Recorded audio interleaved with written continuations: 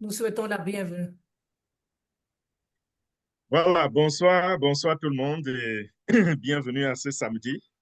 Je pense que nous allons commencer très rapidement. Nous avons trois points à toucher cet après-midi. Nous allons continuer avec notre enseignement sur la crypto-monnaie. Ça va prendre une partie de notre présentation ce soir. Et nous allons également parler de ce que nous avons commencé la semaine dernière, c'est-à-dire introduire d'autres opportunités. Nous avons vu que il était toujours prudent, n'est-ce pas, de ne pas garder tous nos œufs dans le même panier. Et nous avons par le passé commis l'erreur de nous concentrer sur une seule chose. Et ça nous a beaucoup retardé parce que ce que nous avons fait dans le passé, si on avait adopté cette attitude de d'évoluer avec plusieurs options et permettre aux gens de choisir les options qui leur conviennent, je pense que tout le monde aujourd'hui dans notre communauté serait déjà en train de savourer l'indépendance financière. Mais malheureusement, c'est pas ce que nous avons fait et nous voulons redresser le tir aujourd'hui. Donc, depuis un temps, nous sommes concentrés sur notre deuxième promotion qui est RenBnB et nous avons décidé de, puisque toutes les opportunités en ce moment sont liées à la crypto-monnaie, nous avons décidé parallèlement de donner une éducation sur la crypto-monnaie pour que ce ne soit plus, n'est-ce pas, du charabia dans les oreilles de ceux de notre communauté. Donc, désormais, les termes qui sont utilisés dans le domaine de la crypto-monnaie seront, à partir de maintenant, ce sera un jargon familier, ce sera des termes que nous maîtrisons. Hmm. Nous avons déjà enseigné deux fois sur la crypto-monnaie, ça c'est la troisième présentation, et nous Hmm. allons parachever, je dirais, les généralités sur la crypto-monnaie. Alors, nous avons vu dans le passé, n'est-ce pas, que la crypto, c'était quoi? Quand on dit crypto-monnaie, il y a crypto et puis il y a monnaie, n'est-ce pas? Nous avons comparé à la monnaie que nous connaissons, c'est-à-dire le dollar ou toute autre monnaie locale que nous utilisons. Et nous avons vu que crypto-monnaie, si on peut couper en deux, on va parler de crypto et puis de monnaie. Monnaie, ça veut simplement dire l'argent, n'est-ce pas? Et nous avons vu ensemble que la crypto était simplement une autre forme d'argent. Donc, de même que vous utilisez le dollar pour faire des achats, pour faire des investissements, c'est exactement ce que nous allons faire avec la crypto-monnaie. C'est-à-dire que nous serons en mesure de faire nos achats avec la crypto-monnaie et nous serons également en mesure de faire l'investissement. Voilà les deux éléments qui nous intéressent et c'est ça même l'essentiel de la crypto-monnaie, soit acheter avec la crypto-monnaie. Quand je parle d'acheter, aussi payer pour des services, bien sûr, ou alors profiter de la crypto-monnaie pour faire des investissements. Donc, c'est sur ces deux éléments que nous passerons tout notre temps c'est sur cela que nous reviendrons tout le temps, que ce soit aujourd'hui ou demain ou le mois prochain. Et j'ai parlé de monnaie, maintenant parlons de crypto. Crypto, ça vient de cryptographie, n'est-ce pas? Et la cryptographie, nous comprenons que c'est relatif, n'est-ce pas, à la sécurité. Dans la cryptographie, qu'est-ce qui se passe? On cache quelque chose. Donc, si on vous donne par exemple un document crypté, ça veut dire que c'est un document où l'information est cachée. Ce n'est pas visible par le public. Et ça a besoin des experts. Et ces experts, très souvent, c'est quoi? C'est des ordinateurs qui décryptent et qui vous donnent un certain résultat. Donc, c'est une monnaie complexe. C'est une monnaie complexe qui est cryptée à la base et qui est décryptée par les ordinateurs dans le système de vérification. Donc, vous comprenez en même temps que quand on parle de cryptographie, vous comprenez que c'est en ligne. Donc, la crypto-monnaie n'est pas physique. Beaucoup d'entre vous ont peut-être vu une image qui montre le Bitcoin. Ça, c'est juste une représentation. Il n'existe pas encore des jetons de Bitcoin qu'on peut vous donner et que vous pouvez utiliser dans un magasin pour acheter quoi que ce soit. Donc, si vous allez sur Amazon et vous achetez les pièces de Bitcoin, sachez que c'est juste des représentations physiques de Bitcoin. Ce n'est pas le Bitcoin. Donc, ne vous laissez jamais tromper, que quelqu'un ne vienne jamais vous dire, oh, voici une pièce de 1 Bitcoin. Est-ce que tu sais que le Bitcoin coûte maintenant 120 000 $? Tu peux, voilà une pièce de Bitcoin. Est-ce que tu as 10 000 $ là? Je suis coincé. Tu peux prendre ça et tu me donnes 10 000 $. Sache qu'on vient de vous tromper si cela arrive. Donc, soyez très, très prudents. La crypto-monnaie n'est pas physique. La crypto-monnaie est digitale. Et ceci est valable pour toute autre crypto-monnaie. Donc, ne vous limitez pas seulement au Bitcoin. Bitcoin, c'est les jetons physiques les plus vulgaires, mais vous pouvez aussi rencontrer Ethereum, vous pouvez rencontrer Dogecoin, vous pouvez rencontrer Litecoin, vous pouvez rencontrer Binance Coin, n'importe quoi, là dehors. Et sachez qu'il y a des opportunistes, des méchants qui ne manqueront pas un seul instant, n'est-ce pas, de profiter de votre naïveté pour vous tromper. Donc, à bon entendeur, salut. Et j'espère que personne dans notre communauté ne tombera dans ce genre de traquenard. Donc, cette monnaie, je disais, est sécurisée et elle sert, n'est-ce pas, à faire des échanges. Et la crypto-monnaie, elle est utilisée, elle est exécutée, elle est opérée, n'est-ce pas, sur la blockchain. Et nous avons vu que la blockchain, c'est quoi? C'est une technologie. C'est cette technologie qui supporte la crypto-monnaie. Si nous parlons des monnaies physiques que nous connaissons, dollars et autres, dollars, euros, CFA, yuan et autres, nous dirons que c'est dans un système centralisé dont ça appartient aux banques, n'est-ce pas? Et si vous avez besoin de cet argent, vous allez dans les banques. Et c'est de là-bas que vous allez faire vos transactions. Par contre, la crypto-monnaie, ça se passe sur Internet et c'est sur la technologie de la blockchain. En étant sur la technologie de la blockchain, ça rend cela vraiment, véritablement complexe. Et nous allons essayer de creuser en profondeur ce soir sur cette complexité. Je voudrais ici amener, n'est-ce pas, le langage de la crypto à être accessible à tous. Que lorsqu'on parle de bloc, que chacun sache de quoi il est question. Quand on dit blockchain, que vous sachiez de quoi il est question. Quand on dit miner, vous comprenez de quoi il est question. Donc, c'est mon souci de ce soir. Je voudrais que vous vous accoutumiez à tout ce qui se dit, tout le jargon qui est utilisé dans le monde de la crypto-monnaie. Et comme je vous ai souvent dit, nous sommes ici pour nous éduquer et c'est comme ceci qu'on se débarrasse, n'est-ce pas, non seulement de l'ignorance, mais de l'analphabétisme au XXIe siècle.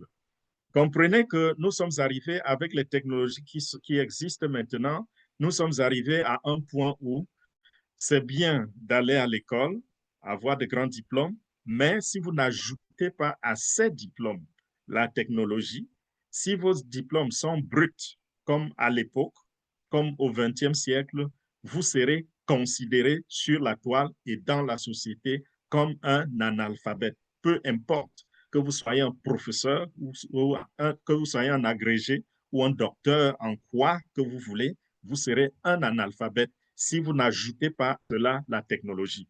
Et les universités ont même compris cela.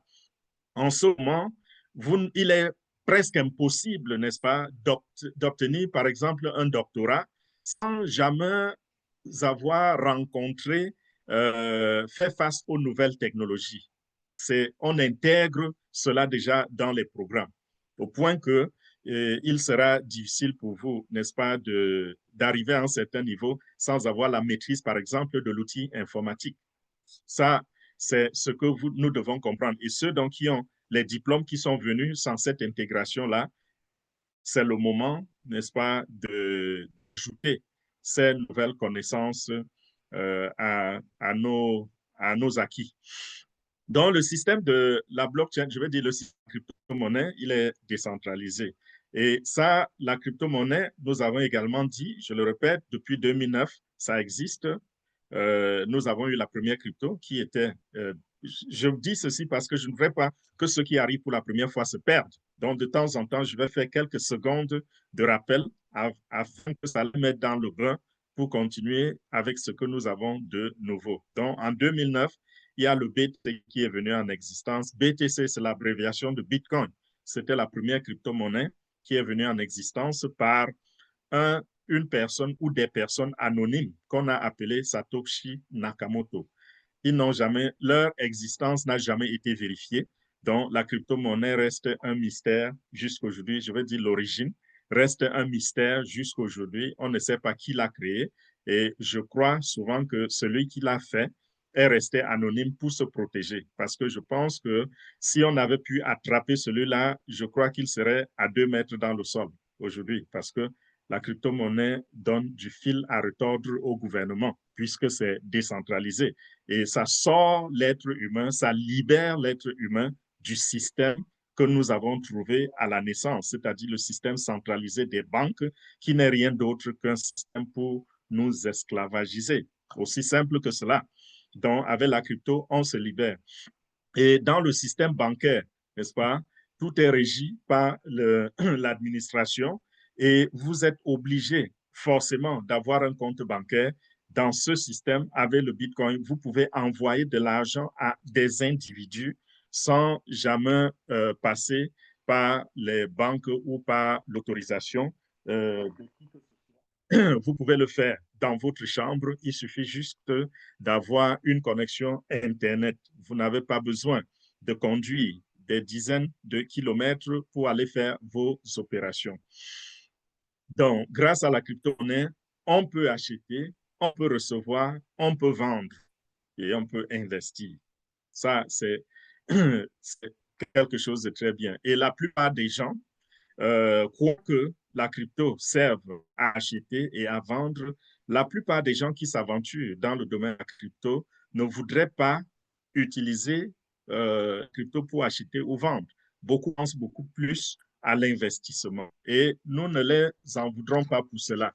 Parce que l'investissement, ça fait partie. S'il vous plaît, les leaders, jetez un coup d'œil sur les gens qui restent à la porte. De temps en temps, jeter un coup d'œil pour les faire entrer. Donc, nous, je disais, nous n'allons pas les en vouloir parce que l'investissement, c'est le côté même le plus succulent de la crypto-monnaie. La crypto-monnaie, ça fonctionne, là maintenant, rentrons dans les détails. La crypto-monnaie fonctionne sur des blocs. Comment est-ce que nous allons définir un bloc? Prenons un exemple terre à terre. Disons par exemple que leader Anna, ici, que vous voyez, elle tient un livre, n'est-ce pas? Elle a en sa possession un livre et à l'intérieur de ce livre-là, il y a des pages. Et les pages contiennent des informations. Donc, quand je dis livre, vous comprenez, chacun d'entre nous a déjà lu des bouquins, n'est-ce pas? Quand vous prenez un livre, vous voyez, chaque page contient des informations. Et lorsque vous regardez dans le domaine, quand on assimile cela à la crypto-monnaie, vous vous rendez compte que ça fonctionne presque de la même façon. Un bloc correspond, par exemple, à ce livre-là. Et lorsque une transaction est faite, lorsque une transaction est écrite, cette transaction est envoyée sur le bloc. Quand je parle de transaction, par exemple, vous envoyez de l'argent à quelqu'un ou vous recevez de l'argent, enfin, dans tous les cas, c'est envoyé, n'est-ce pas? Parce que si vous recevez quelqu'un, envoyé. Donc, ou alors, même si vous faites un achat, il y a une transaction qui est générée. Et cette transaction va être va arriver au niveau des ordinateurs, d'un réseau d'ordinateurs. Et ce réseau d'ordinateurs, à son tour, va résoudre un certain nombre d'équations mathématiques. Et à la fin de la résolution de cette équation mathématique, lorsque c'est bien fait, alors ça confirme que la transaction a été faite. Et chaque page du livre, donc maintenant, lorsque la page se remplit, un nouveau bloc est créé, n'est-ce pas? Donc, quand les données sont pleines sur un bloc, un nouveau bloc est créé et les blocs sont reliés entre eux. C'est pour cela qu'on parle de blockchain, donc la chaîne des blocs. Donc, chaque bloc contient des informations. Et toutefois que les transactions sont créées, elles sont vérifiées par un réseau d'ordinateurs qui, à leur tour, transmettent la validation au bloc, enregistrent la transaction dans le livre. Donc, quand je dis bloc, comparez cela au livre pour mieux comprendre. Donc, la transaction, l'opération rentre dans le livre. Cette opération est donc enregistrée et devient immuable. Personne ne pourra plus jamais aller la modifier. Quand cela est rempli, lorsque la capacité maximale d'un bloc est donc atteinte, un autre bloc, le système crée un autre bloc et commence à le charger. Et vous comprenez ici que j'ai parlé de réseau d'ordinateurs, je ne voudrais pas trop m'attarder là-dessus. Vous comprenez donc ici que cet ensemble d'ordinateurs qui sont présents sur la blockchain travaillent, n'est-ce pas, font le même travail, résoudre ces équations-là. Et quand l'équation est résolue, alors elle est validée. C'est pour cela que quand vous, quand vous faites, par exemple, une transaction de Bitcoin, on va vous dire, par exemple, ça va dépendre de ceux avec qui vous traitez. Certains vont vous dire, nous validons la transaction après 3 vérifications. D'autres vont dire après 5 vérifications. D'autres vont vous dire après 20 vérifications. Ça veut dire quoi? Ça veut dire qu'il y a un réseau.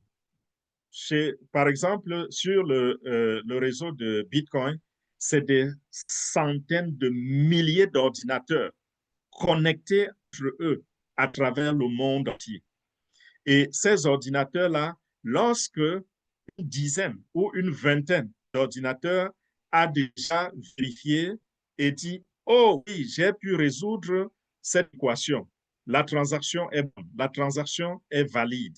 Alors, ce qui se passe, la compagnie impliquée dit, OK, votre transaction a été vérifiée, vous pouvez maintenant recevoir votre argent.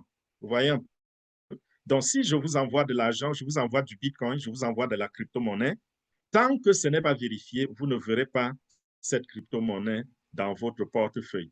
Parce que le portefeuille attend que les mineurs ou alors que les ordinateurs à leur niveau vérifient la transaction.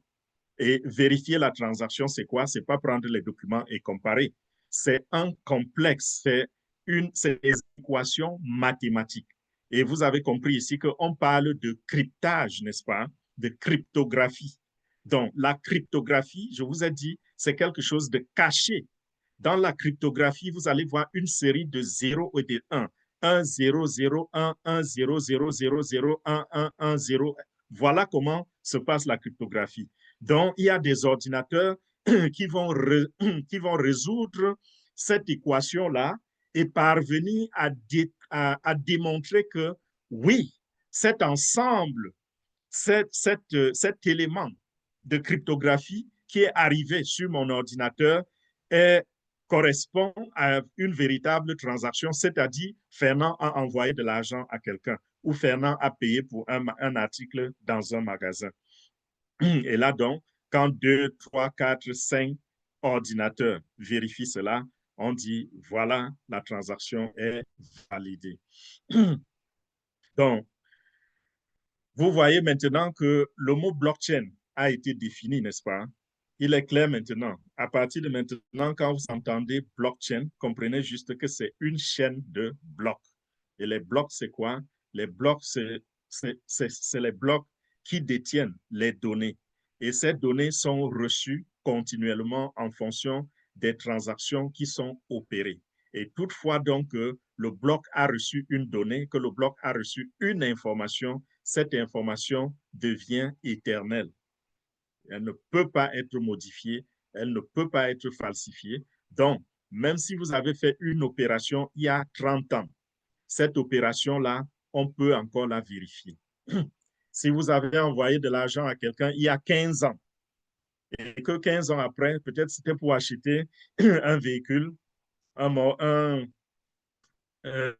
du terrain ou n'importe quoi, 15 ans après, ses enfants reviennent et disent, oh, papa n'avait jamais reçu de l'argent. Quelles sont les preuves? On peut vérifier parce que c'est des transactions immuables. Ce n'est pas comme des papiers de monsieur le notaire qui peuvent pourrir, qui peuvent être emportés, n'est-ce pas, par l'inondation ou qui peuvent être détruits par des moisissures. Donc, lorsque ces informations sont arrivées sur le bloc, c'est là pour toujours. Et c'est ça donc qui fait la beauté, n'est-ce pas, de la crypto-monnaie, la beauté de cela, parce que on peut retourner, il suffit juste de donner l'identité de la transaction. Donc, si vous pouvez dire, OK, j'avais à l'époque payé, je vous avais à l'époque payé un montant de 0,01 Bitcoin. On va vous dire quelle était l'identité. Pour peu que vous ayez gardé l'identité de la transaction, on peut aller la vérifier. Même si 30 ans sont passés, 50 ans sont passés, on peut aller, on peut rentrer et vérifier cela. Donc, voilà pour ce qui est du bloc. Et je voudrais ici parler également des mineurs. Les mineurs, c'est qui? Les mineurs, c'est ceux-là qui ont ces ordinateurs. Parce que c'est des personnes qui sont derrière les ordinateurs. Les ordinateurs font partie du réseau. Mais derrière ces ordinateurs, il y a des individus comme vous et moi qu'on va appeler les mineurs, n'est-ce pas? Et qu'est-ce qu'on entend par miner? Miner consiste simplement à résoudre ces équations, ces puzzles mathématiques-là. Et lorsque le problème est résolu, le système récompense l'ordinateur qui a réussi à faire les calculs avec succès en lui donnant une fraction, en lui remettant une fraction de la crypto-monnaie comme récompense. Donc, je voudrais attirer votre attention ici sur tous les éléments que je sors parce que ne vous limitez pas à la théorie, mais soyez assez vigilant tout le temps pour amener cela dans la réalité sur le terrain. Je ne voudrais pas être en train d'enseigner théorie, théorie, théorie et vous ne comprenez pas où je veux venir. On ne mine pas pour rien. Miner, c'est déjà aussi un moyen de générer de l'argent. Nous avons parlé tout à l'heure des transactions. On a également parlé de l'investissement, n'est-ce pas? D'un côté, c'est utilitaire, mais de l'autre côté, n'est-ce pas, c'est pour avoir des gains. Et de ce même côté où on veut gagner de l'argent, je veux vous faire comprendre que vous pouvez gagner de l'argent en investissant, tout comme vous pouvez gagner de l'argent en minant. Vous pouvez être un mineur. Là, c'est un peu complexe et je ne conseille pas ça à ceux qui ne sont pas, n'est-ce pas, familiers à l'outil informatique. C'est complexe. Déjà, l'investissement coûte cher parce qu'il faut acheter, c'est des ordinateurs assez sophistiqués qui prennent beaucoup de RAM de mémoire parce que, franchement, c'est un travail, ces ordinateurs font un travail robuste. Et ces ordinateurs consomment beaucoup d'énergie, beaucoup d'électricité. Vous allez voir une machine. Quand je dis ordinateur, ne vous limitez pas simplement à votre laptop. C'est au-delà du laptop. Le laptop n'est que partie, fait partie de cet ordinateur. Vous allez voir des gens qui ont des appareils chez eux pour miner, appelons ça appareil. C'est tout un bloc. C'est comme un, n'est-ce pas? C'est comme une chambre où c'est comme des serveurs, n'est-ce pas? Vous entrez dans la chambre à miner, vous allez vous rendre compte qu'ils ont des ordinateurs complexes qu'on peut élever au niveau des serveurs. Il ne s'agit pas juste d'un petit laptop. Donc, n'allez pas acheter un laptop de 500 $ et vous dites que vous allez miner le Bitcoin. Il faudra investir beaucoup d'argent, des milliers de dollars. Les machines, bon prix, commencent dans les 3 500 à 4 500 $ en montant. Les machines à miner, je veux dire, les ordinateurs bon prix. Donc, c'est un investissement à ne pas négliger. Mais il paye parce que l'avantage chez les mineurs, c'est quoi? C'est que quand vous avez choisi un jeton Et ce n'est pas tous les jetons qui se minent. Je vous ai parlé la semaine passée des jetons et je vous ai également parlé, le nom était un peu confus, n'est-ce pas? On a parlé de pièces et on a parlé de jetons. Okay? Donc, on avait parlé de coins et de tokens. Et on avait dit que les coins sont construits depuis la base. Donc, les codes, les ingénieurs bâtissent les codes depuis le point zéro. Un peu comme vous commencez à construire une maison sur aucun support. Vous allez en brousse, vous débroussaillez, vous déforestez et puis vous faites les fouilles et vous mettez la fondation, vous construisez jusqu'à ce que vous avez votre villa. C'est comme ça les coins. Et maintenant, les tokens s'appuient sur des coins. Donc, ils empruntent la technologie des coins pour se mettre en place. Maintenant, les mineurs vont choisir de miner les coins, n'est-ce pas? Et je disais tout à l'heure, l'avantage chez les mineurs, c'est quoi? C'est que la fraction de jetons qu'on va vous donner, par exemple, vous avez confirmé une opération, on vous a donné 0,00001 Bitcoin, qui correspond peut-être à 10 $ ou à 5 $ ou même à 2 $. Vous passez toute la journée à les accumuler ainsi. À la fin de la journée, vous vous rendez compte que vous avez pu miner pour une valeur de 100 $. Imaginez quelqu'un qui minait pour une valeur de 100 $ il y a 10 ans. Ce que cela représente pour lui aujourd'hui, que le Bitcoin est à presque 118 000 $ la pièce. Si en 10 ans, cette personne, jusqu'aujourd'hui, avait pu accumuler, par exemple, 100 Bitcoins. Bon, soyons même un peu conservateurs. Disons, avait pu accumuler 10 Bitcoins seulement, 10 Bitcoins. Aujourd'hui, il serait millionnaire en cet espace de 10 ans. Pourquoi? Parce que le Bitcoin il est payé par Bitcoin, mais ce Bitcoin prend de la valeur. Et c'est ce que nous avons dit aujourd'hui, que la meilleure façon de profiter de la crypto-monnaie en ce moment, c'est de faire dans des business qui vous permettent d'accumuler la crypto-monnaie. OK. Après avoir parlé, n'est-ce pas, des mineurs, parlons maintenant de l'investissement. Crypto-monnaie comme investissement. J'ai dit tout à l'heure, beaucoup de gens aiment plutôt le côté investissement de Bitcoin. Je vais dire de la crypto-monnaie. Beaucoup aiment le côté investissement et oublient même qu'on peut utiliser la crypto-monnaie pour payer pour des services ou pour acheter des choses sur le marché. Et pour cela, qu'est-ce que ceux-là font? Ceux qui aiment investir, ils achètent et ils gardent. Quand ça prend de la valeur, ils ont gagné. Le Bitcoin aujourd'hui, par exemple, est à 117 000 $. Binance est à près de 756 $ ou 736 $. Bon, ils ont atteint 750 $ pendant la semaine. Et tous ces jetons-là, toutes ces cryptos-là ont commencé à un prix très, très bas. Le Bitcoin a commencé à moins d'1 $ le jeton, moins d'1 $. C'était à 9 centimes, ensuite 10 centimes, et c'est monté. Binance a commencé dans les ICO. Binance a commencé, je crois, c'était à 14 centimes. Quand ils étaient encore sous forme de ICO, ils n'étaient pas encore publics. Et Binance, quand ils sont allés publics, je crois qu'ils étaient entrés sur le marché à 5 $ un Binance. Et vous voyez que au fur et à mesure que les années passent, je vous ai parlé, n'est-ce pas, des paramètres. La semaine dernière, je vous ai parlé des paramètres qui élèvent la valeur de chaque crypto. Et vous voyez que grâce à ces paramètres-là, Binance est passé de 5 $ quand ils entraient sur le marché public à aujourd'hui près de 650 $ un jeton.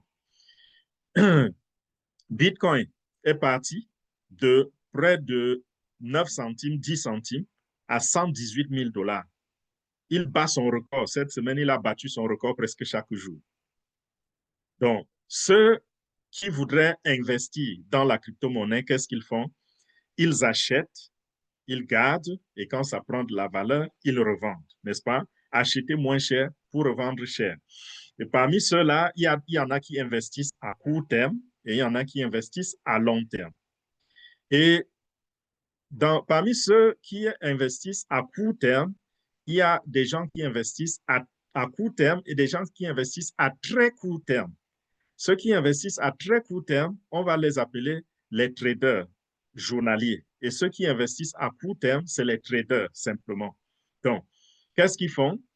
Si le Bitcoin est par exemple à 117 000 aujourd'hui, il descend à 100 000, ils étudient et se rendent compte que demain encore, ce sera à 118 000. Qu'est-ce qu'il fait? Il achète et il retient. Demain, quand ça monte à 118 000, il vend et il a une marge bénéficiaire.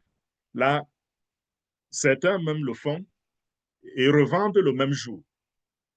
Donc, le matin, quand c'est à 110 000 $, vous vous dites, OK, je vais laisser descendre un peu.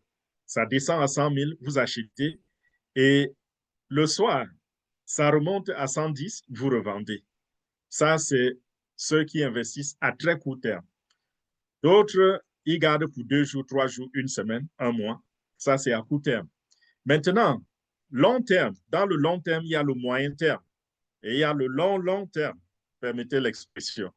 Donc, le moyen terme, c'est ceux qui vont acheter et qui vont garder peut-être pendant 3 mois, 6 mois, et puis ça a pris de la valeur, ils revendent, ils gagnent de l'argent. Et il y en a aussi qui ont de la vision, qui ont des pensées futuristes, ils achètent, ils gardent pour 10 ans, par exemple.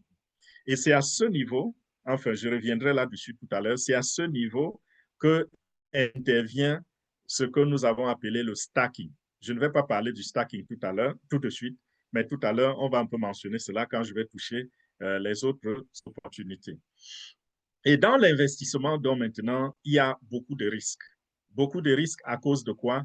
De la volatilité. La crypto-monnaie est très, très volatile. Très, très volatile. Et si vous ne tenez pas compte de cela, vous pouvez facilement perdre de l'argent parce qu'il y a l'émotion humaine qui vous accompagne toutefois que vous avez fait un investissement. Si par exemple, vous achetez le Bitcoin à 118 000 $ et que 2 heures après, le Bitcoin est à 92 000 $, qu'est-ce qui se passe? Vous paniquez. Il a été volatile, mais vous paniquez et vous revendez et vous perdez de l'argent. Mais pour celui qui investit à long terme, quand il voit cela, il ne panique pas. Pourquoi? Parce qu'il sait que la courbe est montante. Donc, il sait que même si ça revient à 80 000 $, même à 70 000 $, d'ici 2 ans, ce sera à 150 000 $. Donc, il ne sait pas. Tout ce qu'il a comme regret, c'est que, oh, si j'avais su, j'aurais plutôt attendu et acheté maintenant. Voilà leur regret. Mais en réalité, il ne pleure pas. Et la volatilité est due à quoi? C'est dû à l'offre et à la demande. Vous voyez? L'offre et la demande, ça dit que quand quand il y a peu de jetons, comme par exemple le Bitcoin est limité à 21 millions, n'est-ce pas? Nous voyons que tous les gens, tous ceux qui adoptent le Bitcoin, on ne va pas augmenter le nombre de Bitcoins en circulation. J'ai parlé de cela la semaine passée. Je suis allé même sur CoinMarketplace et je vous ai montré un peu tout ceci. Donc, comprenez que il y a l'offre et la demande qui interviennent et font que ça devienne volatile. Et il y a la manipulation. Dans la manipulation, c'est ce qu'on appelle en anglais souvent pump and dump. Ça dit que vous gonflez et puis vous jetez. Pump and dump. Donc, ceci, c'est quelque chose de très, très régulier. Vous allez voir, par exemple, je prends un exemple. Je ne dis pas que c'est arrivé. Vous voyez un monsieur comme Donald Trump, président des États-Unis, très, très populaire, n'est-ce pas? Même si beaucoup ne l'aiment pas, il reste quand même populaire et il est passé par ça pour être président des États-Unis. Il y a des gens qui pensent que c'est leur Dieu. Donc, monsieur Donald Trump, un matin, il peut se lever, par exemple, il dit que oh, je voudrais aider mon ami Fernand Kouété. Qu'est-ce qu'il fait? Il prend son téléphone, il m'appelle. Il dit, tu sais quoi? Je dis non. Il dit, va acheter Binance. Je voudrais te faire gagner les millions. Il appelle quelques amis comme cela. OK? Et puis, il passe une information. Et ses amis qui sont dans la communication commencent à dire, voilà, Trump a décidé de faire telle chose. Trump va, n'est-ce pas, créer, comment on dit, un moyen de faire des paiements dans les services de l'État avec le Bitcoin très, très bientôt. Le cabinet est déjà en train de travailler là-dessus. En réalité, oui, le cabinet travaille dessus, mais c'est quelque chose que peut-être qui va peut-être prendre 3 ans, 4 ans. Et il a mis l'information là dehors. Qu'est-ce qui se passe quand ça se passe comme ça? La manipulation, ça fait que les gens partent acheter, ils achètent. Et après, Trump me dit, OK, c'est le moment de vendre. Qu'est-ce qui se passe? Tous ses amis qui ont acheté vendent. C'est ça qu'on appelle dump. Pompe avec l'information, et puis on coud, et puis dump. Voilà un peu l'image du pump and dump. Et ça se passe beaucoup dans le monde de la crypto-monnaie. Le pump and dump est souvent fait beaucoup par les célébrités. Okay? Donc, Elon Musk se lève un matin et il dit, il est en train de regarder des options, n'est-ce pas, pour intégrer, par exemple, Dogecoin dans l'achat des Tesla, dans le système de paiement pour les Tesla. Quand il dit cela, qu'est-ce qui se passe? C'est ça qu'on appelle pompe. Et soyez vigilants parce que ça peut vous rendre millionnaire en 30 minutes. Et tout comme vous pouvez perdre de l'argent. Vous n'allez pas perdre tout votre argent, mais vous pouvez perdre de l'argent parce que quand on a dump, quand on a béné là, qu'est-ce qui va se passer? Ça va prendre du temps, beaucoup de temps, pour que ce jeton remonte. Donc, il y a cette manipulation. Il y a le sentiment même sur le marché parce que il suffit que les gens s'inquiètent un peu et boum, ils se mettent à vendre la crypto-monnaie. Donc, voilà les raisons pour lesquelles il y a volatilité dans le domaine de la crypto-monnaie.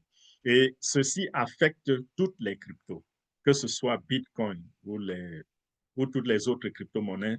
Cela affecte la crypto-monnaie chaque jour. Nous voyons aussi des États même. Par exemple, la Chine se lève un matin et dit, hey, voilà, nous interdisons la crypto-monnaie en Chine. Et vous voyez le prix du Bitcoin qui dégringole de 65 000 $ à 17 000 $. Et tout ceci, c'est souvent juste pour un temps. Donc, n'allez pas vous mettre la corde au cou et chercher le suicide parce qu'il y a eu pump and dump et vous avez perdu beaucoup d'argent. Non, cet argent peut revenir. Donc, si vous avez investi dans la crypto-monnaie et vous vous retrouvez vous retrouvez avoir perdu peut-être 80% de votre investissement, s'il vous plaît, n'attrapez pas l'hypertension, calmez-vous. Vous pouvez simplement convertir votre investissement qui était supposé être à court terme en un investissement à long terme. C'est-à-dire que si vous ne voulez pas perdre cet argent tout de suite, vous vous dites, OK, je vais garder cela sur 2 ans, sur 3 ans, et je vais voir ce que ça va donner. Sur peut-être 3 ans, vous pouvez récupérer tout votre argent et peut-être même faire du bénéfice. Je me rappelle, ça c'est un exemple que j'ai connu hier. J'ai ouvert un portefeuille que j'avais oublié depuis longtemps. Ça est revenu en tête parce que en regardant mon téléphone, j'ai vu que l'application de ce portefeuille-là est revenue sur mon téléphone. Et je me suis rendu compte que il y a un jeton que j'avais acheté à l'époque, je ne sais plus en quelle année, ça devait être peut-être en 2019. J'avais acheté, il a perdu de la valeur. Et bon, je n'avais pas investi grand-chose. Hein. Je pense que, puis comme je voulais diversifier, je mettais 100 $ ici, 100 $ là-bas. J'en avais acheté pour peut-être 100 $. Et après, ce jeton est descendu. Mon investissement est parti de 100 $ à 5 $. Je dis de 100 $ à 5 $. Imaginez si j'avais investi 10 000 $ dans ce jeton. Je serais resté avec combien? Avec 500 $ sur un investissement de 10 000 $. Donc, quand j'ai ouvert mon portefeuille l'autre jour, je pensais que ce portefeuille était vide parce que j'avais oublié. Imaginez, vous avez un investissement de 5 $ dans un portefeuille. Vous allez l'oublier, vous allez le négliger.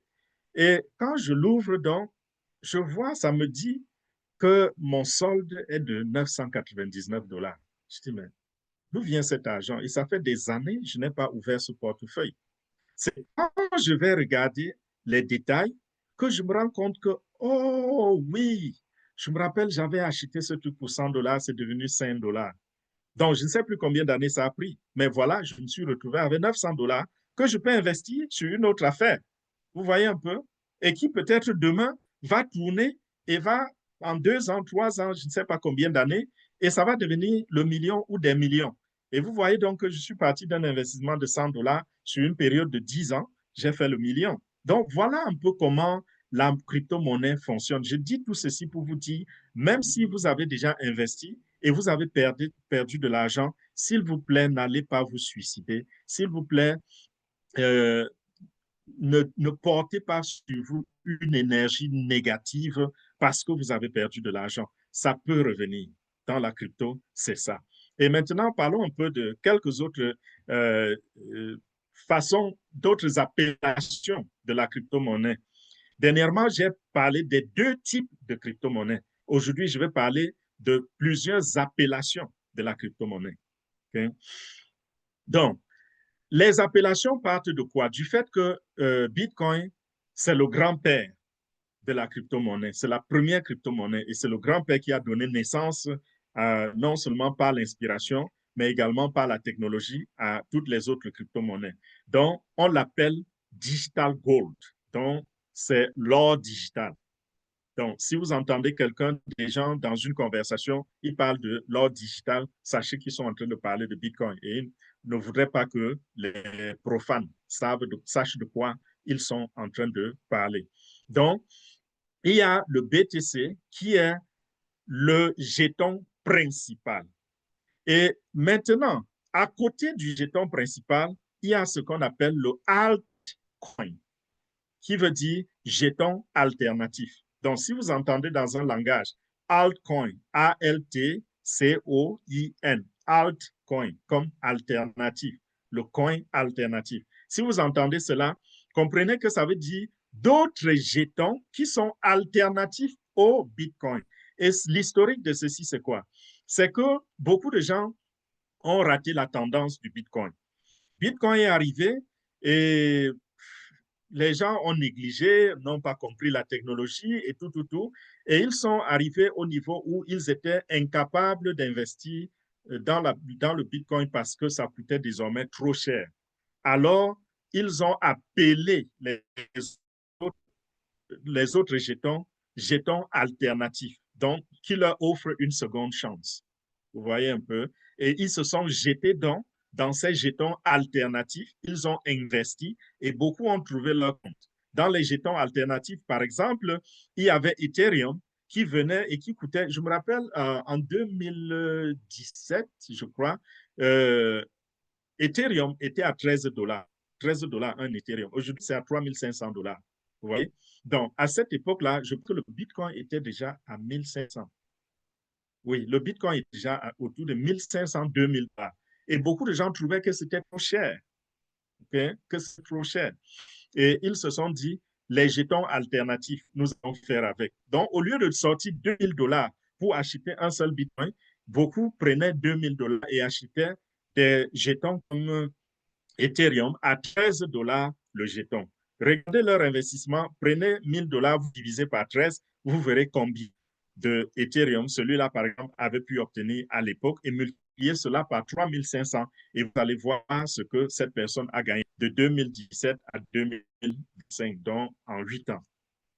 Donc, c'est de là qu'est venu le nom de altcoin, c'est-à-dire jeton alternatif. Et maintenant, il y a à côté de cela aussi ce qu'on appelle les meme coins. Donc, que ces termes ne vous embrouillent pas.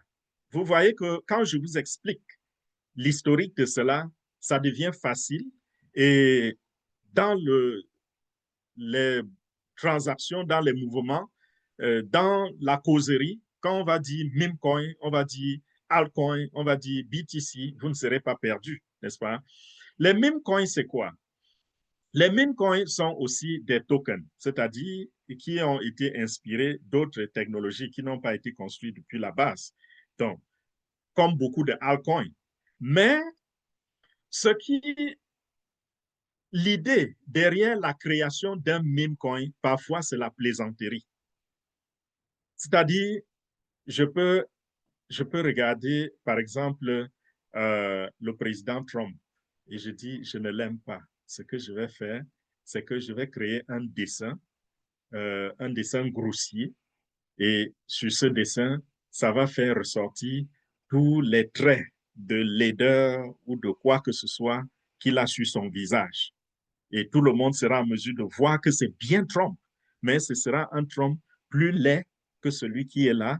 Et ce Trump-là, cette image-là sera une image qui va ressortir, n'est-ce pas, tout ce qui n'est pas beau sur lui. Si, par exemple, Trump a peut-être une épaule qui est un peu plus élevée que l'autre, sur le dessin, je vais aggraver. Donc, voilà les idées derrière les meme coins. OK? Et les meme coins sont souvent soutenus par une forte communauté. Donc, ce que je fais quand j'ai cette idée, quand je conçois cette idée-là, mon target, mon objectif, c'est quoi? Mon objectif, c'est partager cela dans la communauté de ceux qui détestent le président américain. Et ils sont nombreux, c'est des millions de personnes qui le détestent. Et vous voyez donc que j'aurai une grande communauté autour de ce dessin. Et qu'est-ce qui se passe? Je crée donc un jeton, je vais sur la blockchain, je crée un jeton qui a pour effigie ce dessin que j'ai fait du président américain.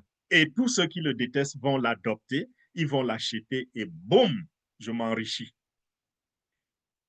Je peux prendre quel exemple de meme coin? Il y a par exemple Shiba Inu, il y a Dogecoin. Ces deux jetons-là ont été créés. Vous allez voir le logo, c'est l'image d'un chien. Donc, c'était pour les amoureux des chiens. On a vu que ceux qui aiment les animaux domestiques et particulièrement les chiens en Occident sont très, très nombreux. C'est une grande communauté. Et ils ont dessiné un très beau chien mignon, un genre, pour séduire ceux qui aiment les chiens. Et c'est comme cela qu'ils ont créé les Shiba Inu et les Dogecoin.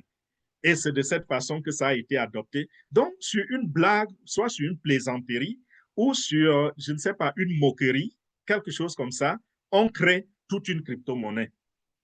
Donc, en réalité, les meme coins, les gens ne s'intéressent pas beaucoup à ce que le meme coin va apporter comme valeur à l'humanité. Ils s'intéressent plutôt à la plaisanterie ou à la haine ou à l'amour qui est derrière. Donc, c'est tout cela qui soutient et qui donne de la force au meme coin. Donc, voilà pour les trois différentes appellations que vous allez trouver sur le marché. Donc, si vous voulez faire, par exemple, du trading, cherchez à savoir, est-ce que je vais trade, par exemple, le jeton grand-père, qui est le BTC, ou alors je vais faire le trading avec des jetons alternatifs, ou alors ce sera sur des jetons, des meme coins, donc jetons même, si on peut dire ainsi. Et sur cette base-là, vous pouvez prendre vos décisions parce que les meme coins, c'est très extrêmement volatile parce que c'est sur des blagues, c'est sur des plaisanteries. Il n'y a rien, parfois il n'y a rien derrière cela. Par contre, si vous voulez, par exemple, investir à long terme, vous allez vous dire qu'est-ce que ceci a apporté comme valeur auprès des communautés.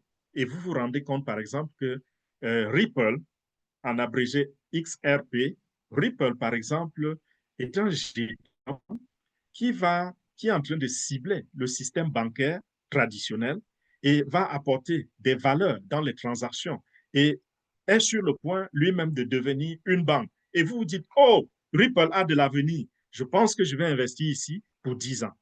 Et vous déposez, vous faites votre investissement parce que vous savez que dans 10 ans, ce jeton qui est aujourd'hui peut-être à 3 dollars va atteindre un autre niveau, peut-être 1000 dollars, 1500 dollars, 2000 dollars, et vous voyez un peu. Donc, c'est sur cette base-là que vous devez prendre vos décisions.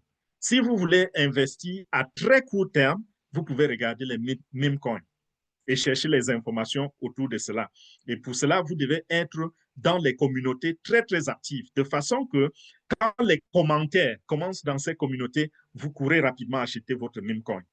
Et vous le gardez jusqu'à ce que vous sentez des signaux, vous vendez. Ça peut prendre 3 jours, ça peut prendre 1 semaine, 1 mois, et vous revendez. Donc, j'ai voulu qu'on aille dans ces termes-là, les termes avec lesquels on appelle ces jetons, pour que vous compreniez qu'il ne faut pas rencontrer n'importe quoi sur le marché et vous courez simplement investir. Il faut comprendre comment ça fonctionne avant de s'y jeter. Maintenant, parlons un peu de comment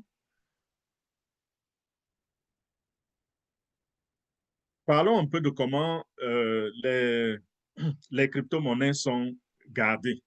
Lorsque nous regardons le système bancaire, l'argent, comme le dollar, n'est-ce pas, est stocké dans les banques. OK? La crypto-monnaie n'est stockée dans aucune banque parce qu'elle n'est pas physique. J'espère que cet enseignement ne prend pas beaucoup de temps déjà. OK. Oui, on y va. C'est bon. La crypto-monnaie n'est pas stockée dans des banques physiques. Et contrairement à ce que beaucoup de gens pensent, parce que beaucoup de gens pensent que la crypto-monnaie est stockée dans les plateformes d'échange, les wallets et autres. La crypto-monnaie n'est pas stockée dans les wallets.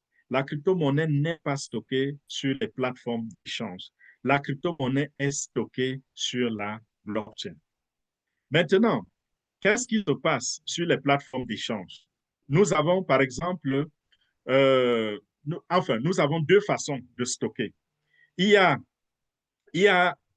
les portefeuilles chauds, ce que nous avons appelé les portefeuilles chauds, et il y a les portefeuilles froids. OK? Et le rôle de ces portefeuilles-là, ce n'est pas de stocker la crypto-monnaie. Ça, c'est quelque chose, je sais, beaucoup de gens vont discuter, mais ce que je dis est vrai. Les portefeuilles chauds, c'est les wallets que nous avons comme les Binance, OK, les MetaMask et autres. C'est ça, les portefeuilles chauds. Les portefeuilles froids, c'est comme des clés USB. Vous ne stockez pas votre Bitcoin ou votre crypto-monnaie à l'intérieur de ces clés USB, ni stocker votre crypto-monnaie à l'intérieur de Binance. Ce que vous gardez à l'intérieur de Binance, ce sont vos clés. Et vous avez, pour chaque crypto-monnaie, vous avez 2 clés. Il y a la clé privée et il y a la clé publique. La clé privée est stockée soit sur le portefeuille froid ou le portefeuille chaud. Et cette clé publique-là, c'est la clé qui vous permet de faire des transactions publiques. Par exemple, lorsqu'on vous dit, si je vous dis par exemple, je voudrais vous envoyer un peu d'argent sous la forme de crypto-monnaie, qu'est-ce que je vais vous demander? Je vais vous demander une adresse, n'est-ce pas? Quelle est votre adresse? En réalité, c'est cette adresse que nous appelons la clé publique. Et nous, on peut vérifier les transactions, on peut traquer les transactions à travers cette clé-là, voir les mouvements de transactions, toutefois que l'argent s'est déposé sur cette clé. Et sur le même portefeuille, on peut vous attribuer plusieurs clés publiques. Mais votre clé privée est vraiment cryptée. Vous seul avez accès à la clé privée. La compagnie même qui détient la plateforme n'a pas accès à votre clé privée. Son rôle, c'est de garder cette clé privée sur la plateforme, c'est de stocker cette clé privée. OK? L'argent en lui-même se trouve sur la blockchain. La blockchain n'est pas embrigadée sur la plateforme d'échange. La blockchain, c'est un réseau, c'est dans un réseau d'ordinateurs à travers le monde entier. Donc, j'espère que ceci est clair maintenant. Et c'est la même chose pour les portefeuilles froids. Le portefeuille froid détient votre clé privée et elle détient votre clé publique. Et lorsque vous avez perdu votre clé privée, c'est fini. Bye bye à votre crypto-monnaie. Ce que vous déteniez est parti. Rappelez-vous, il y a C'était quel leader? Il y a un leader qui nous donne cet exemple, qui nous a donné cet exemple plusieurs fois. Je ne sais pas si c'est le leader Abel ou c'est euh, euh, le leader Thierry. C'est l'un des deux. Il aime beaucoup prendre cet exemple. C'est l'exemple d'un monsieur, il s'appelle James Howard. Ce monsieur a gardé, n'est-ce pas, il a, bon, abusons le terme, en disant, il a mis sa crypto sur une clé, sur une clé froide, sur un portefeuille froid, n'est-ce pas? Donc, quand je dis portefeuille froid, l'image que vous devez avoir en tête, c'est l'image d'une clé USB parce qu'ils sont semblables. On le plonge aussi dans l'ordinateur, sur l'ordinateur comme les clés USB. Donc, sa clé USB qui détient, n'est-ce pas? Je vais dire, ce portefeuille qui détient sa clé privée et sa clé publique a été maladroitement jeté à la poubelle par sa copine. Et à l'intérieur de cela se trouvait la preuve de possession de 8000 bitcoins. Ces bitcoins ne sont pas perdus. Les bitcoins sont assis sur la blockchain, mais il ne peut pas les utiliser parce qu'il a besoin de sa clé.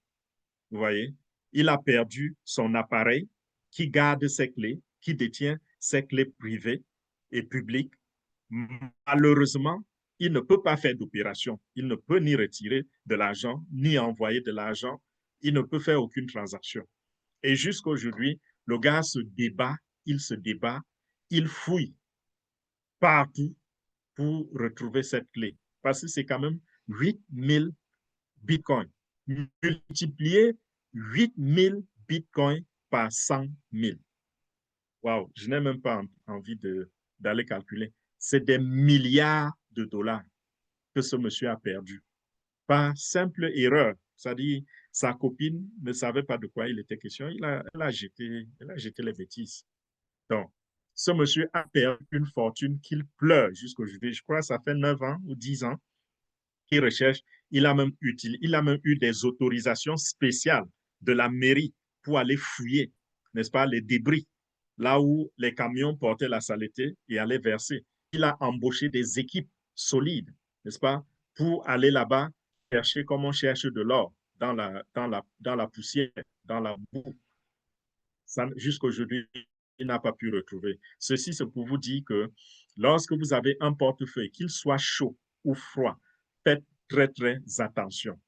Parce que si, par exemple, vous avez un portefeuille chaud, c'est-à-dire vous avez ouvert un portefeuille sur MetaMask ou sur Binance, OK, vous avez cette facilité que vous avez accès quand même à cela à travers une plateforme. Vous pouvez perdre votre mot de passe et le régénérer avec Binance. Vous pouvez contacter le service client Binance pour vous redonner accès à votre portefeuille. Parce que c'est un portefeuille qui est sous le contrôle, sous la direction de la compagnie Binance. OK?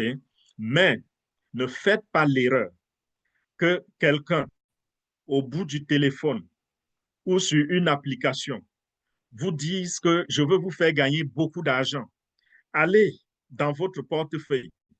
Faites ceci, je voudrais paramétrer votre système pour vous, pour que vous commencez à gagner de l'argent automatiquement. Ça, c'est pas, je ne suis pas en train de créer cet exemple, c'est ce qui se passe chez les scammers.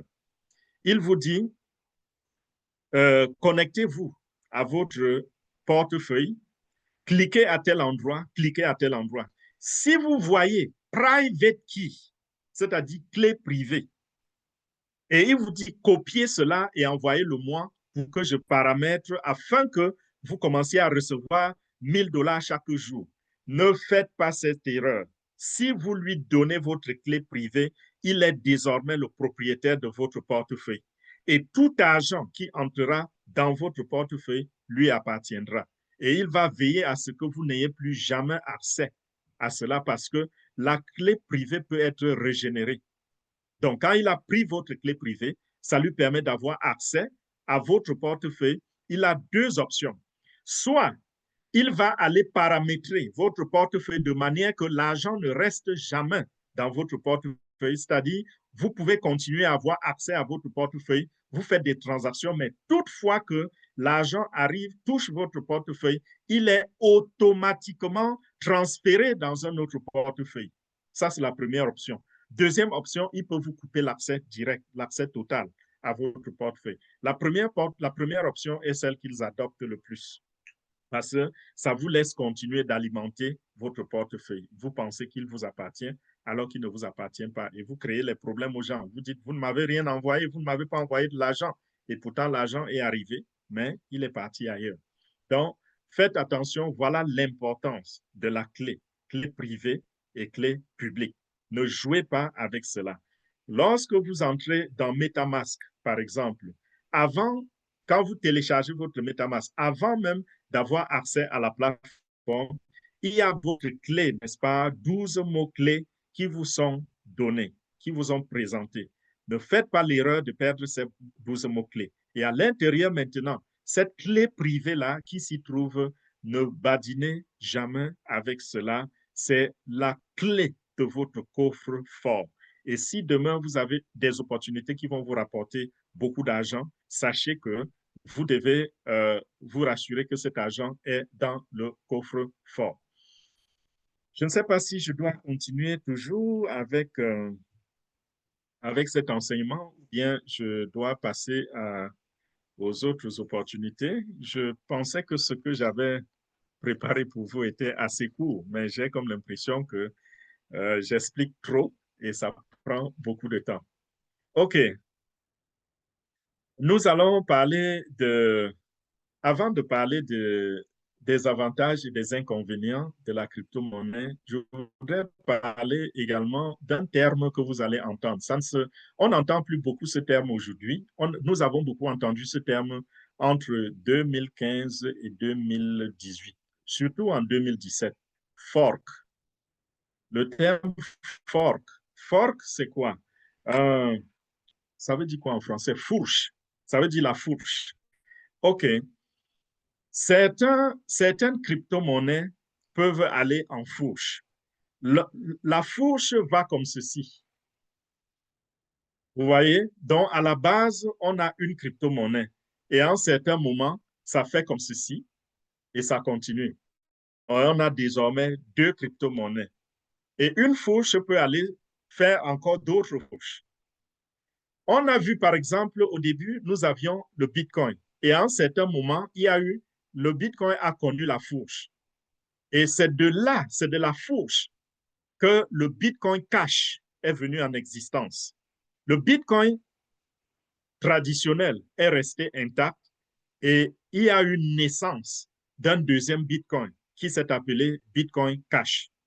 Et si vous allez sur CoinMarketCap, vous allez voir que c'est un jeton qui est aussi en train de prendre de la valeur. Il est en train d'avancer aussi très, très bien. Et pourquoi est-ce que ceci arrive? Très souvent, à un certain moment, la communauté derrière une crypto-monnaie décide d'être soit conservateur ou libéral. Ramenons cela un peu en politique pour que ce soit un peu plus lucide, que ce soit plus clair. Vous voyez qu'en politique, parfois on dit que ça c'est la branche conservatrice et ça c'est la branche libérale, n'est-ce pas? Les conservateurs, c'est ceux qui voudraient garder les choses comme elles étaient, pas trop modifiées, garder, n'est-ce pas, rester quand même avec le noyau, n'est-ce pas? Quel que soit ce qu'on fait, le noyau reste intact, qu'il soit inaliénable et qu'on continue dans la même direction, même si on fait d'autres apports. Par contre, les libéraux, c'est des gens qui ont l'esprit tellement ouvert que parfois ils sont même un peu trop ouverts et ça peut amener à des dérives, n'est-ce pas? Mais les libéraux, c'est ceux qui sont beaucoup plus enclins, n'est-ce pas, à permettre l'évolution, à permettre des modifications qui peuvent entraîner, n'est-ce pas, soit le succès ou alors la catastrophe. Parce que les libéraux peuvent nous amener à la catastrophe. Donc, voilà un peu ce qui se passe aussi avec les jetons, avec la crypto-monnaie. Il y a la crypto-monnaie, vous avez une crypto-monnaie, à un certain moment, la communauté ne s'entend plus très bien sur le futur de la crypto-monnaie. On se dit, pour le Bitcoin, par exemple, on a trouvé que le Bitcoin, la technologie était très, très lourde. Et les opérations prenaient beaucoup de temps. On voulait une version de la technologie un peu plus légère qui facilite les opérations. Ça permet de faire non seulement plusieurs opérations, mais en un temps moins long. Et donc, en une fraction de seconde, qu'on soit en mesure de faire des opérations. Donc, on pouvait réduire le temps d'une opération par quoi? 1 millier, n'est-ce pas? Et il y a des gens qui n'étaient pas d'accord et des gens qui étaient pour. Et c'est de là qu'il y a eu la fourche. Et c'est la même raison dans tous les jetons lorsqu'on vous parle de fourche. Maintenant, parlons des avantages et des inconvénients de la crypto-monnaie. Déjà, les avantages, c'est que la crypto-monnaie, elle est décentralisée. Ça, c'est une bonne chose. Donc, ça ne dépend pas d'un système central comme nous voyons les banques. Il y a l'accessibilité dans la crypto-monnaie. Accessibilité comment? Euh, lorsque vous avez un compte en banque, lorsque vous avez de l'argent, n'est-ce pas, et que vous voulez mettre en banque ou quoi que ce soit, qu'est-ce qui se passe? Il faut attendre que la banque ouvre, il faut même déjà avoir un compte bancaire. Et pour avoir un compte bancaire, il y a des modalités. Il faut être citoyen, il faut avoir une pièce d'identité, il faut. Et tout le monde ne peut pas réunir tout cela. Mais dans la crypto-monnaie, on n'a pas besoin de votre carte d'identité. C'est un système décentralisé et vous pouvez le faire, n'est-ce pas? Il y a cette flexibilité aussi. Vous pouvez le faire de n'importe où. Avec la banque, il faut absolument aller à la banque. Ou alors, peut-être il y a des banques qui sont déjà sur Internet, mais avant cela, ça n'existait pas. Il fallait marcher, aller à la banque physiquement. Ici, là, cette flexibilité fait que de n'importe où, n'importe comment, à n'importe quel moment, vous pouvez créer un portefeuille et manipuler la crypto-monnaie. Vous avez accès à la crypto-monnaie à toute heure, 1 heure du matin, 5 heures du matin, midi, 14 heures, à toute heure, vous avez accès à cela. Il y a également le côté privé, n'est-ce pas? Nous avons parlé de cryptographie. Et cryptographie, nous avons vu que c'est synonyme de la protection, de la sécurité. Et un autre avantage, c'est que le retour, n'est-ce pas? Les bénéfices sur la crypto-monnaie sont exponentiels. Le potentiel est extrêmement grand. Vous pouvez partir de quelqu'un qui n'a pas de quoi s'acheter un morceau de pain à multimillionnaire et même milliardaire dans la crypto-monnaie, ce qui n'est pas évident lorsque on essaie de regarder du côté des banques, du système centralisé que nous connaissons, c'est-à-dire les banques. Donc, ce grand potentiel-là, c'est un avantage. J'ai parlé tout à l'heure, j'ai donné déjà des exemples. Je ne voudrais pas revenir là-dessus. Vous avez vu comment certains coins sont partis de rien et sont devenus extrêmement chers. Et les gens ont capitalisé là-dessus, n'est-ce pas?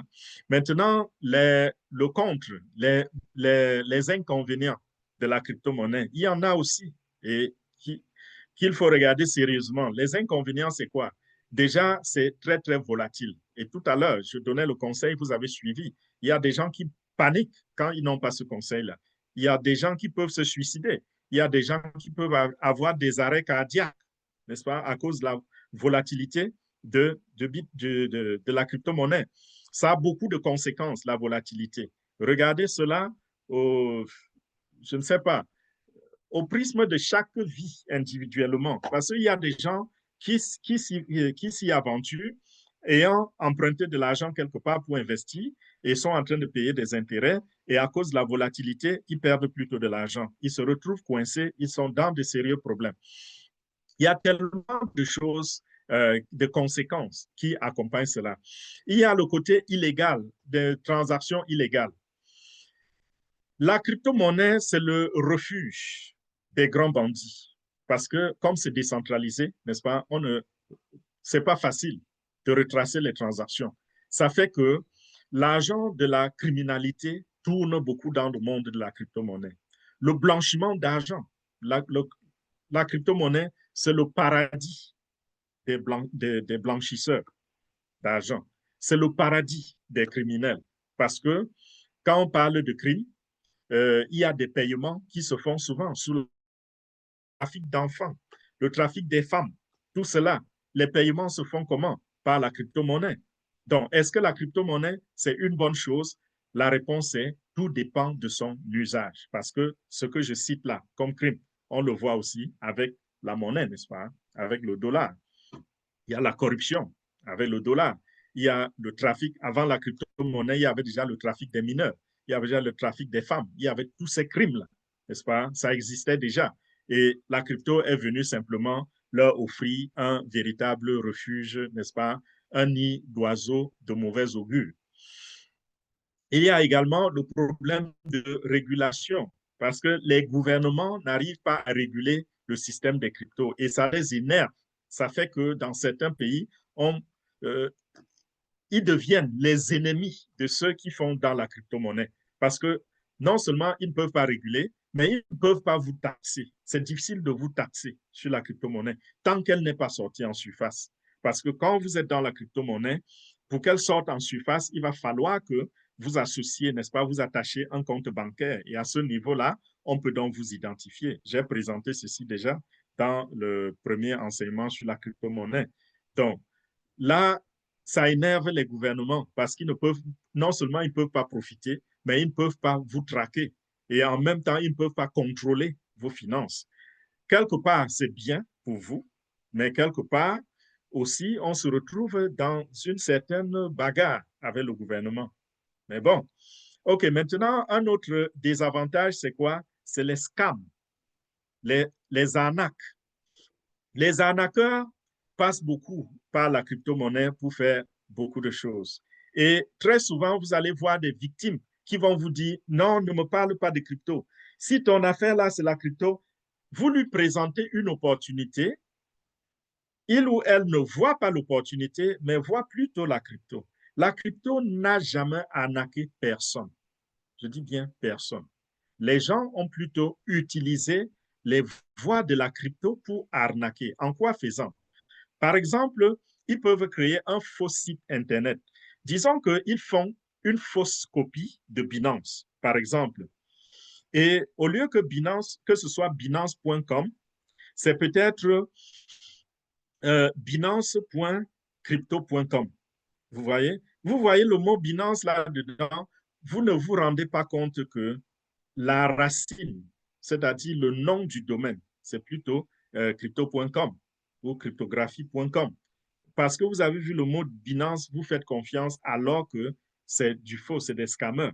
Et ils ont fait cela comme une copie de Binance. Et qu'est-ce que vous faites? Vous créez un compte dessus, vous allez acheter la crypto dessus, ils perçoivent votre argent, mais vous ne pouvez pas retirer la crypto parce qu'ils sont là pour ça. C'est ça le scam. De l'autre côté, vous avez également des gens qui créent des fausses opportunités et vous disent qu'ils vont multiplier votre argent dans le monde de la crypto. Donc, vous investissez et on va vous dire, on va prendre votre investissement, on va faire le trading et on va vous payer, par exemple, un intérêt de 2% par jour. 2%, c'est trop fort. C'est trop fort. Ça fait 60% par mois. C'est trop, trop fort. Quand vous voyez cela, méfiez-vous. Et voilà donc les véritables scams. Et quand vous voyez cela, ne confondez pas les scammers à la crypto-monnaie. Les arnaqueurs sont différents de la crypto-monnaie. Donc, pour cela, ne fuyez pas une opportunité parce qu'elle est relative à la crypto. Au contraire, votre avenir financier se trouve dans la crypto-monnaie. Et bien sûr, en dehors des scams, le côté privé, n'est-ce pas? Non, j'ai mis le côté privé plutôt dans les avantages. Donc, voilà, je pense que j'ai donné assez ici sur cet enseignement. Je ne savais pas qu'il allait être si long. Et je vais juste prendre, n'est-ce pas, quelques minutes pour parler d'autres projets que nous avons commencé à mentionner.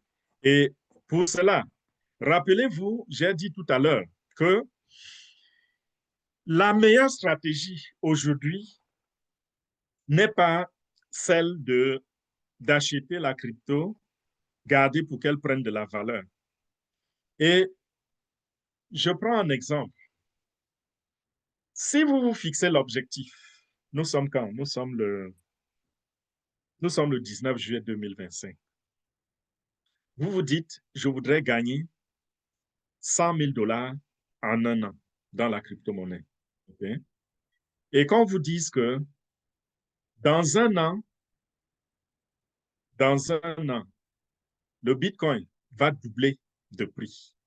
OK? Vous regardez, vous dites, OK, le Bitcoin va doubler dans un an. Ça veut dire que si j'ai un Bitcoin qui coûte 100 000 $, dans un an, j'aurai 200 000 $ et j'aurai atteint mon objectif, n'est-ce pas? Mais combien parmi nous ont un capital de 100 000 $ pour acheter un Bitcoin? Et pourtant, il y a de cela 15 ans, avec $1, vous aviez une centaine de Bitcoins. $1 seulement. Ceci veut dire quoi? Ceci veut dire que beaucoup ont déjà raté la tendance quand il s'agit d'acheter, de garder et que ça prenne de la valeur et qu'on revend. On a déjà raté cette tendance.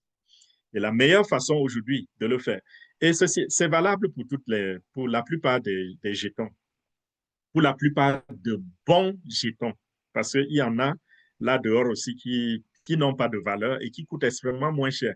Vous pouvez aller acheter avec 100 $, il y a des jetons où on va vous donner peut-être, il y a des crypto-monnaies où on va vous donner 1 million de jetons avec 100 $, 1 million. Il y en a. Mais ceux-là vont gagner quelle valeur? Après un an, peut-être vos 100 $ seront devenus 90 $ même. Ou alors ce sera devenu 130 $. Est-ce que vous serez devenu ce millionnaire-là? Non. Par contre, il y a des opportunités où, si vous aviez fixé un objectif peut-être de 3 ans, 4 ans, 5 ans, avec 100 $, vous devenez millionnaire en 7 ans, avec 100 $ d'investissement. Donc, aujourd'hui, la tendance, la meilleure tendance serait plutôt d'aller vers des opportunités viables, n'est-ce pas, qui peuvent vous payer en crypto-monnaie et vous permettre de cumuler vos commissions et de grandir votre portefeuille. Et lorsque ces cryptos continuent de prendre de la valeur, vous vous enrichissez. Je prends un exemple de Airbnb. Airbnb, jusqu'à présent, est l'opportunité, notre opportunité la plus durable, la plus soutenable. OK? Mais le problème avec Airbnb, c'est que beaucoup de gens n'arrivent pas à recruter. Dans Airbnb, il faut nécessairement recruter. Et beaucoup de gens n'arrivent pas à recruter. Même ceux qui recrutent se retrouvent à un certain moment dans leur organisation, il y a des gens qui bloquent la chaîne. Okay? Là, c'est ça la difficulté, mais ça reste la meilleure opportunité. Et nous avons donc vu que dans Airbnb, il est facile d'accumuler 100 BNB, 1000 BNB, 10 000 BNB, 100 000 BNB, 500 000 BNB. Vous voyez un peu? Imaginez, le BNB aujourd'hui est à presque 750 $. 1000 BNB, c'est 750 000 $. 750 000 $ pour 1000 BNB. Et nous avons vu dans les présentations que quand vous construisez votre organisation, arrivez à un certain niveau, gagner 1000 BNB devient comme un jeu d'enfant. Et ça tombe automatiquement, sans effort, sans transpirer. Vous voyez? Alors, vous voyez que si je prends Airbnb et je me dis, je fixe l'objectif de gagner 1000 BNB en 2 ans. 1000 BNB en 2 ans, le BNB sera déjà même à plus de 1000 $. En 2 ans, s'il est à 1000 $, ça me fait 1 million de dollars en 2 ans. Et gagner 1000 BNB en 2 ans, c'est un jeu d'enfant. OK? Par contre, si j'avais voulu acheter les BNB et qui sont à 750 $ et que en 2 ans ou en un an, ça va gagner 250 $ de plus et ce sera à 1000 $, il me faudrait un capital de combien pour gagner les 1 million? Ce serait un capital fou. Je vais devoir investir des millions pour gagner 1 million en 2 ans. Vous voyez donc que la meilleure piste serait d'avoir des opportunités où on va accumuler les BNB et on va accumuler la crypto-monnaie en général. Et cette crypto-monnaie, non seulement le fait d'accumuler va nous donner beaucoup de crypto-monnaies, mais en même temps, ça va nous positionner pour être des gagnants parce que cette crypto va gagner de la valeur, va prendre de la valeur et notre argent va se multiplier automatiquement. Et pour cela, donc, nous avons fait la promotion de RenBNB que nous continuons. Nous avons, le jeudi passé, Papa Africa est arrivé lors de la présentation de RenBNB. On a continué directement en une présentation bilingue où il a présenté Bitness. Dans Bitness, ça se passe comment? Bitness, nous aurons le temps de faire des présentations pour vous expliquer comment ça fonctionne, d'où vient l'argent, quelles sont les stratégies. Vous savez comment nous faisons. Donc, nous allons faire cela, mais je vais donner des généralités sur ces trois opportunités que nous avons sélectionnées. Bitness, par exemple, fait dans le stacking et c'est un investissement à court terme où on a des contrats de 24 heures, c'est-à-dire que vous investissez là-dedans pour 24 heures. Vous avez des contrats de 7 jours, des contrats de 14 jours et des contrats de 28 jours. Le contrat de 24 heures va vous générer un intérêt parce que ici, c'est des intérêts qui sont payés. Je dis, nous ferons des présentations et vous comprendrez d'où vient l'argent, comment ça se passe, le mécanisme qui nous amène à recevoir ces gains-là. Nous aurons le temps d'aller là-dedans. Ici, je donne juste un bref résumé. Donc, quand vous avez pris un contrat de 24 heures, ça va vous donner un intérêt de 0,4%. Un contrat de 7 jours va vous donner un intérêt de 4% en 7 jours. Un contrat de 14 jours va vous donner un intérêt de 9% en 14 jours. Et un contrat de 28 jours va vous donner un intérêt de 24% en 28 jours. Et nous avons pu ici mettre ensemble des stratégies qui nous ont permis de découvrir que tout le monde peut y rentrer. Déjà, il n'y a pas de limitation dans la contribution. Je veux dire, il n'y a pas un montant arrêté pour investir. Vous pouvez investir $1 comme vous pouvez investir $2 ou $10. Tout dépend de votre capital. Tout comme vous pouvez investir $1 million. C'est ouvert à toutes les bourses. Sauf que chacun en investissant, doit avoir dans la tête ce qu'il espère, quels sont ses objectifs.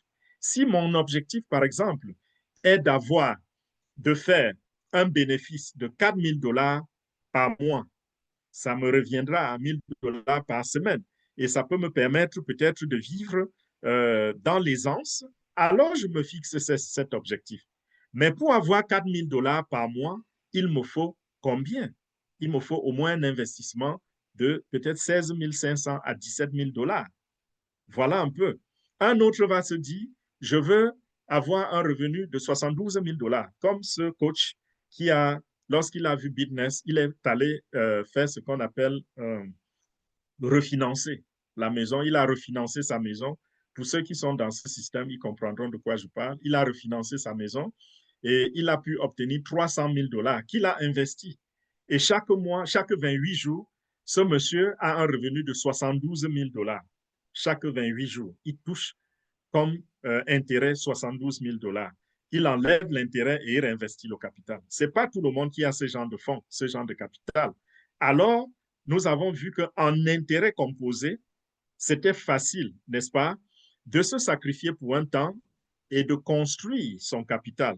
Si vous entrez, par exemple, avec 100 $ et vous vous dites, OK, j'y vais pour 2 ans avant de commencer à toucher. Vous savez ce que 100 $ va vous apporter en 2 ans? En 2 ans, vous serez en train de toucher en moyenne, de gagner en moyenne 4 500 $ par mois, en moyenne. Parce que la première année, avec 100 $, la première année, vous allez passer à peu près à 1300, 1400 $ de capital. Donc, vos 100 $ vont grossir et devenir 1300 à 1400 $. Et la deuxième année, les mêmes 1400 $ vont grossir et vont vous mettre à peu près à 18 000 $. Et avec 18 000 $, si vous revenez, vous recevez 24% tous les 28 jours. Vous êtes déjà en train de toucher à peu près 4 500 $ par mois, n'est-ce pas? Et là, vos objectifs sont atteints.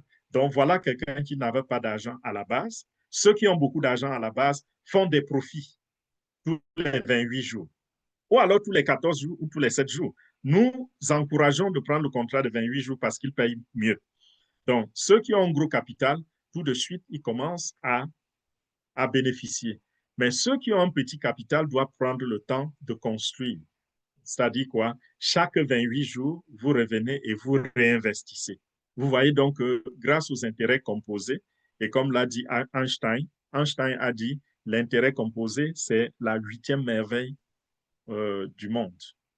C'est quelque chose de très, très puissant, de très, très fort. Ça, c'était pour Bitness.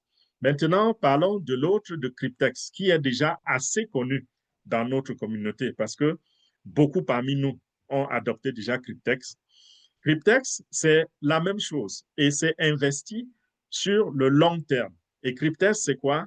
3 ans, 5 ans et 7 ans. Et tout dernièrement, il y a quelques jours, ils ont ouvert le contrat de 2 ans. Dans Cryptex, donc maintenant, il y a un montant précis. Le coût d'un contrat, c'est 100 $ et vous pouvez prendre plusieurs contrats si vous avez les moyens. Mais si vous mettez, par exemple, 500 $, ça vous fait 5 contrats. Et chaque contrat vous génère un certain montant d'argent dans le long terme. Les termes, c'est quoi? C'est 2 ans, 3 ans, 5 ans et 7 ans. Et quand vous mettez 100 $, si vous choisissez 2 ans, après les 2 ans, ça va vous payer 16 000 $. Si vous mettez les 100 $ pour 3 ans, après les 3 ans, ça va vous payer 35 000 $. Si vous mettez pour 5 ans, ça va vous payer 471 000 $. Et si vous mettez pour 7 ans, ça va vous payer 1 500 000 $ sur un investissement de 100 $. Vous allez me dire, ça c'est impossible, ça c'est trop beau pour être vrai. La bonne nouvelle, c'est que Cryptex existe depuis 2016. Donc, si vous allez même en ligne, vous allez trouver les témoignages des gens qui ont attendu 3 ans, ont récolté, 5 ans, ils ont récolté, 7 ans, ils ont récolté. Donc, les preuves de paiement sont là. Et Bitness est sur le marché depuis à peu près 2 ans et demi. Et il n'y a pas de gens qui se sont aussi plaints par rapport au paiement. Donc, tous les 28 jours, ou tous les 14 jours, ou tous les 7 jours, ou tous les 24 heures, les gens sont payés. Et pour Bitness, c'est automatique, c'est un peu comme Renminbi, c'est-à-dire que l'argent tombe automatiquement dans votre wallet grâce au smart contract. Donc, vous n'avez pas besoin de demander qu'on vous paye pour Bitness. À la fin des 28 jours, quand le chronomètre arrive à 0, parce que quand vous activez, il y a un chronomètre. Vous pouvez aller regarder. Si je regarde mon chronomètre maintenant, je vais voir qu'il me reste peut-être, je ne sais pas, 12 jours pour mon dernier contrat. Et quand ça arrive à 0, l'argent est automatiquement, apparaît automatiquement dans votre portefeuille privé. Donc, c'est ça qui fait la beauté de la chose. Pour Cryptex, vous allez demander un retrait parce que ça va passer, la confirmation va passer par votre adresse email. Mais tout ceci fonctionne, n'est-ce pas, sur le smart contract. C'est le smart contract qui exécute tout. Et la raison pour laquelle les montants sont si élevés, on vous dit 7 ans, 1 500 000, c'est grâce aux intérêts composés. Parce que Cryptex, par exemple, bon, je vais prendre le cas de Bitness, il paye, par exemple, entre 0, ça génère entre 0,1 et 0,3% par jour. Non, je crois que c'est Cryptex. Entre 0,1 et 0,3% par jour. Si vous allez faire les calculs sur les intérêts composés, vous allez vous rendre compte que les 1 500 000 qu'on vous donne après 7 ans n'atteint même pas la moitié de ce que cet argent a généré. Vous voyez? Et le capital dans ces investissements, ce n'est pas vos 100 $.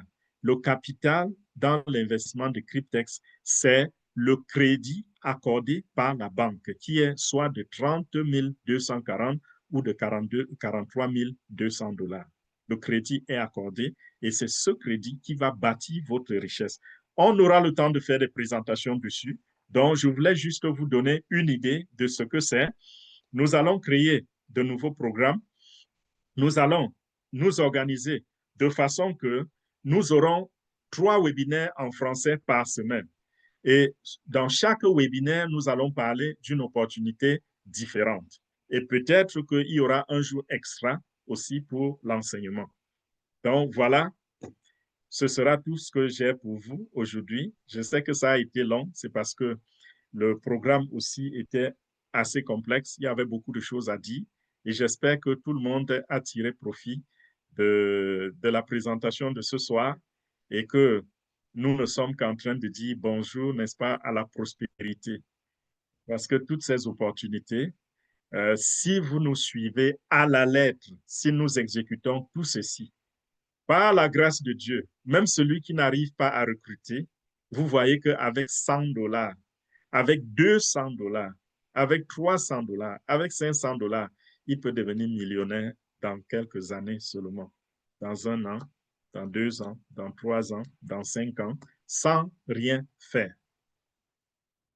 Donc voilà, merci beaucoup. Je vais vous remettre le micro, je vais vous passer la parole. Je vois beaucoup de leaders dans la salle. Abel est là, leader Anna, leader Awa.